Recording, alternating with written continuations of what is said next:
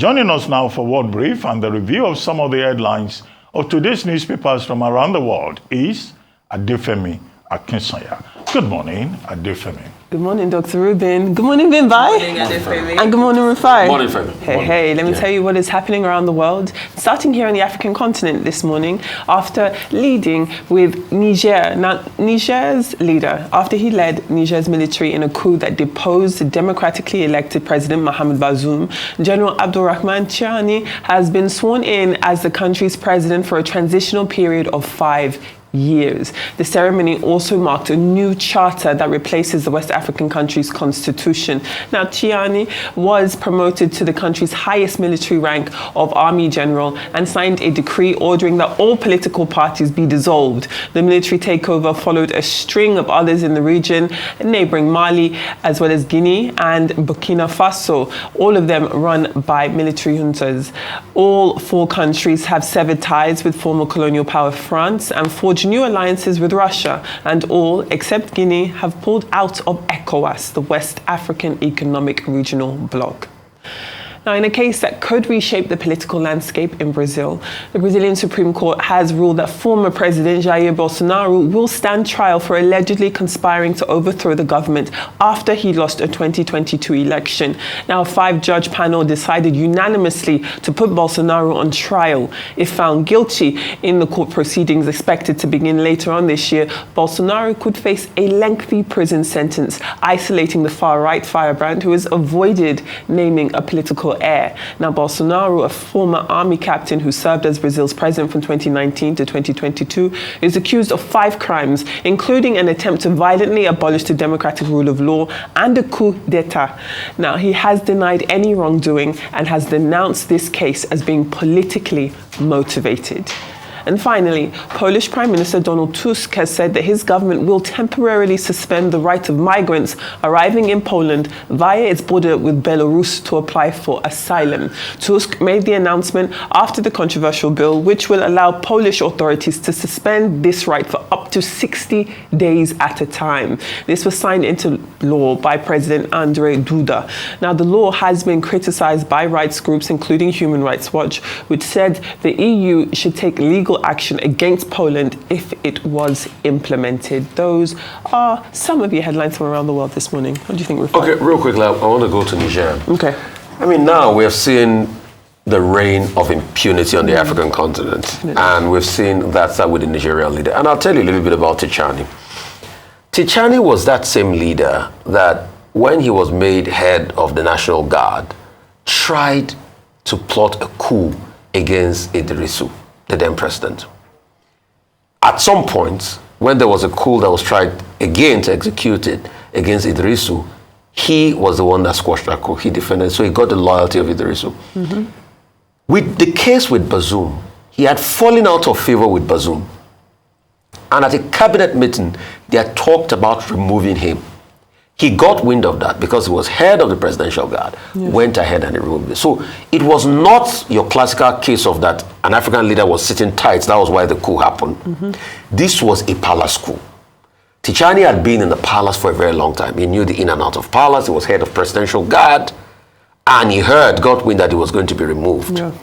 And he went ahead and he had to go for it. Pretty much reminds you of something that happened in Zimbabwe. Okay. I plead the fifth. Yeah, pretty much I'm surprised it was also happening with Chiwenga. So that established, then he goes ahead and starts to lie to other African leaders that try to mediate. At some point, he said he was going to be there for just a tenure of 3 years. Now he's consolidated power. He's put himself there for 5 years. At the end of 5 years, he'll probably extend it. I'm sure the gullible Nigerians that first said, oh, Abba with France, down with France, enough of France, Russie, celebrating and all of that. Hope they have seen now that this is the beginning of a new dictatorship. Recently, Nigeria tried to intervene. The same Nigeria that Nigeria rebuffed, they had a big problem. We had to give them 300 trucks of petrol to be able to solve their petrol crisis. The economy is bleeding. Suarez refinery cannot produce as much as before again. They're beginning to feel the impact, but he's also going to consolidate militarily. when are we going to have a time where we're going to kick against these hardline military leaders? Because Africa cannot continue this way. For the case of Mali and other, there are different cases. But in this case, it was a palace coup, and it was the selfishness of Tijani that made him take over. And definitely, as a military leader, he might first be popular because people will definitely have grouse against an incumbent government. But that's not the way to go in the end. As regards Jair Bolsonaro, he has to face charges because there were moves for insurrection. And it was aided and abetted by some people in the West that we know in this their right-wing Christian nationalism movement. And what was the fallout? The fallout was because he didn't win an election and he didn't take it very well.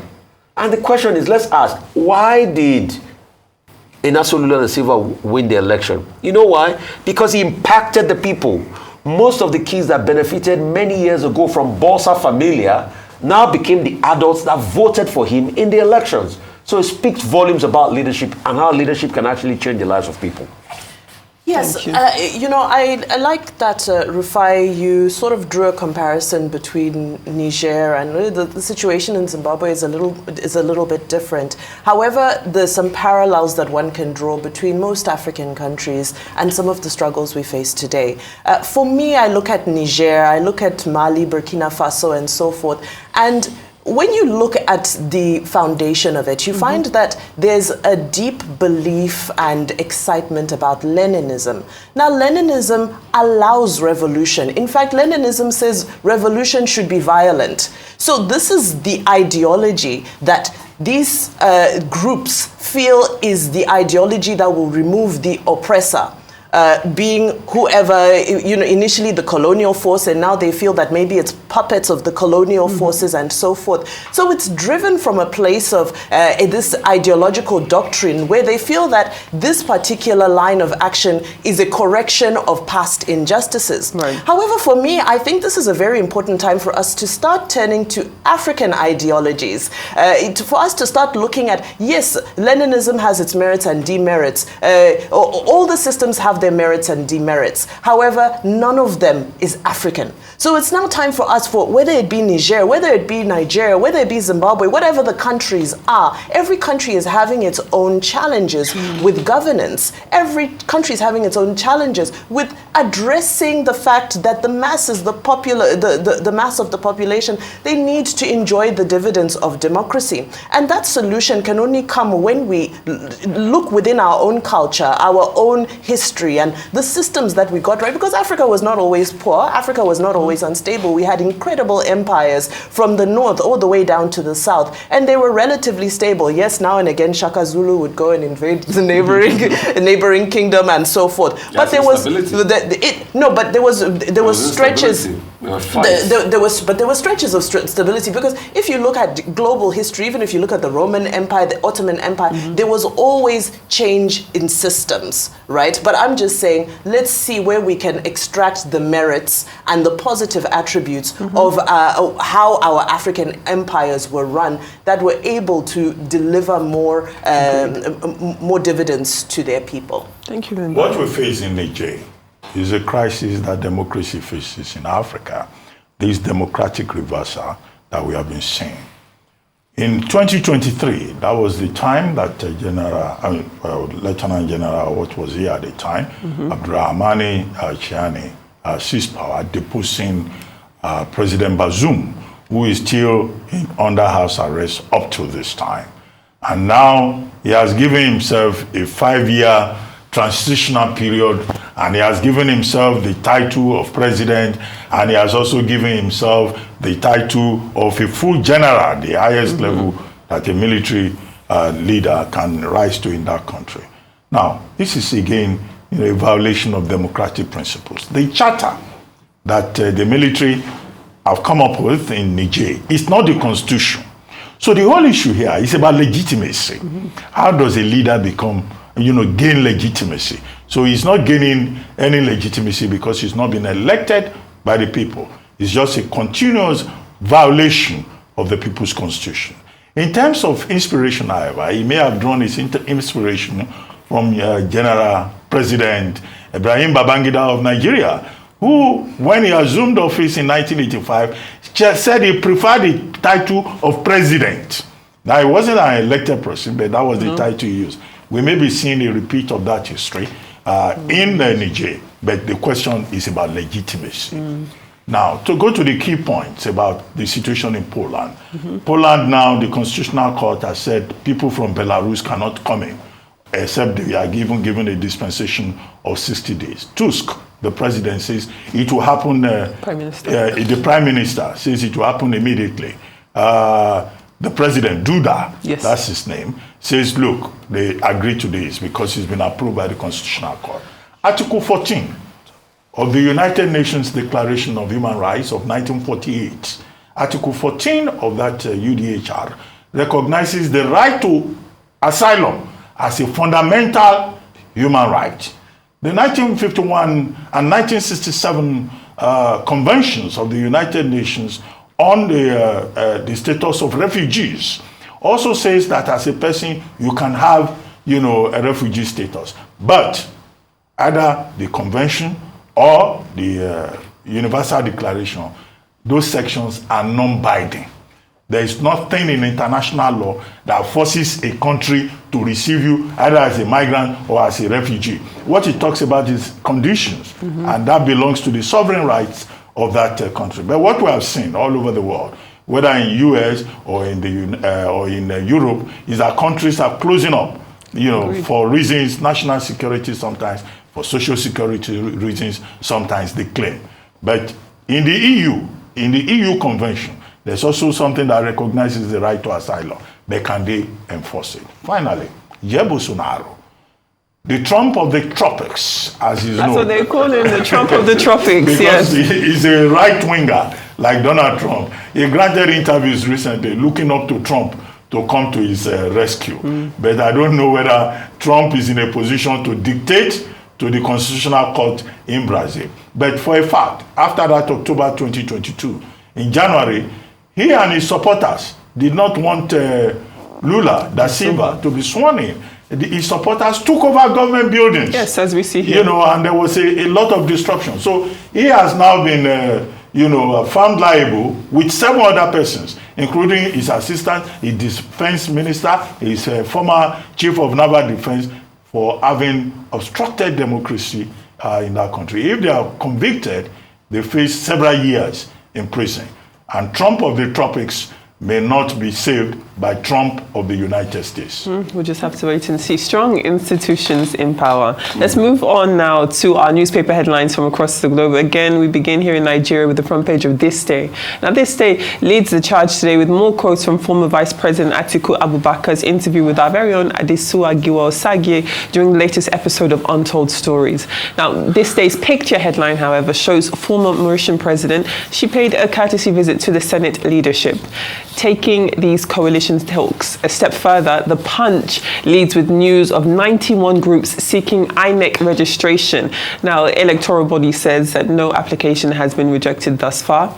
The New Telegraph focuses on Fubara as PDP governors have instituted a lawsuit before the Supreme Court challenging his 6-month suspension. Now, Rivers State Governor Siminalayi Fubara, his deputy Ngozi Odu, and the Rivers House of Assembly members were suspended, as we know, for 6 months by President Bola Ahmed Tinubu after he declared a state of emergency in the state on the 18th of March and appointed a sole administrator for the state. Now, on the topic of constitutional amendment, the Daily Trust hones in on this immunity debate. Now, the move by the House of Representatives to strip vice presidents, governors, and their deputies of their immunity while sparing the president has sparked debates among stakeholders who have faulted the logic of the proposed legislation by the Green Chamber. Now, stakeholders including political scientists, civil rights activists, and politicians, while speaking on this proposal, have argued that both the president and the vice president are usually elected on a joint ticket, hence they should enjoy the same privilege. Now, The Guardian, in addition to its story about manufacturing and vehicles, they actually take a story that focuses on a very staggering UN statistic, which finds that on average every year 26,000 children and young persons, in this context a young person is considered to be under the age of 20 2021. They are placed in correctional facilities, jails, prisons here in Nigeria, and 74% of them are still awaiting trial.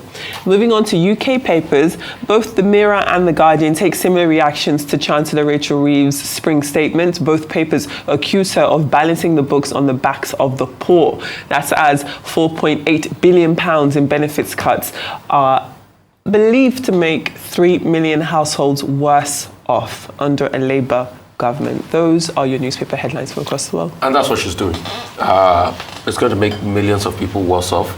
She's pretty much taking big chunks out of welfare, I think about 4 billion, and she's reprioritizing into other parts of the economy. She's saying it's going to bring about growth, but when you look at the OBR forecast, it's not looking good. She's saying household incomes are going to increase. Yeah, but when you also look at the OBR forecast, this is a very grim forecast. I mean, yeah, so it's not a budget, it's just an autumn statement, but the truth has to be said. Labour used to be known as a traditionally very welfare party, and let's go back in history. Most of the charter that created the NHS today, the William Beveridge plan, was pretty much things that the Labour Party debated amongst themselves and they brought to the world. And it consolidated the might of Britain then. Because when you look about the Beveridge plan, it talks about 5 cardinal points. Elimination of illness, providing housing, elimination of disease and all of that. And the argument then was, how can people go and fight in the Second World War and they're having chopped up limbs on the streets of England? There must be something to bolster, the effect for them. And this worked over the years. But today, the government has a problem. What the NHS is collecting alone is costing more than what they can afford. They're taking about 800-900 billion pounds sterling in taxes. The NHS is gulping close to over 40% of that in the first place. And how can they balance their books? They are falling down on waiting times. People are seeking care in alternative hospitals these days. It's so bad now in the NHS. People are even coming to Nigeria. Most of these boutique hospitals you're seeing in VIA and the likes, most of their clients are NHS people that they cannot wait because of the waiting times. So there must be a balancing act for all of this. The UK must bring about growth, but it's a very hard terrain. And at the same time, they also have to increase defense spending because our dear friend Donald Trump has made the world more uncertain with his dance with Russia, Russian waltz. All right. Well, I'm under pressure here. I believe we are out of time. I really would have loved to hear Dr. Abati's take, and I would have loved to put in my 2 cents as well. We have 2 minutes. We probably go off around 45. So go ahead, Dr. Abati, if you have something to say. Go ahead. I keep quiet. Okay. Thank you so much, Adefemi. Okay.